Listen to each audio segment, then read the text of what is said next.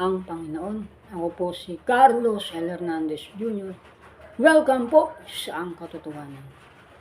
Akin pong ipapakita sa inyo ang nangyaring sunog sa Barangay 132 sa balot ng lungsod ng Maynila. At inyo pong nakikita, ito po, yan, meron pa po yung apoy. Nakikita niyo po yung apoy. Pintura. Kaya napakahalaga po talaga na tayo laging manalangin sa Panginoon. Sabi nga sa Biblia, lumapit tayong may pagkakatiwala sa luklukan ng biyaya upang tayo magsipagtamo ng awa at makasumpong ng biyaya na tutulong sa atin sa panahon ng pangangailangan.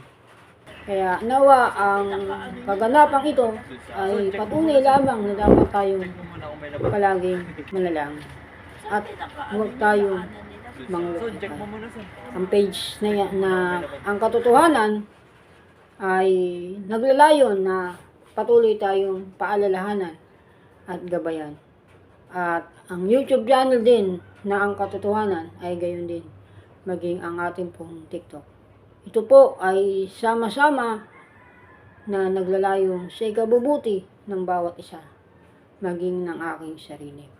Suportahan niyo po ang ating pong facebook.com/angkatotohanan1234, tiktok.com/angkatotohanan1234, at ang ating youtube.com/angkatotohanan1234. Nawa ang nangyaring sunog ay maging paalala sa atin, hindi lamang na mag-ingat tayo, kundi palagi tayong manalangin at magdasal sa tulong ng ating Panginoon. Ito po ang katotohanan. Purihin ang Panginoon.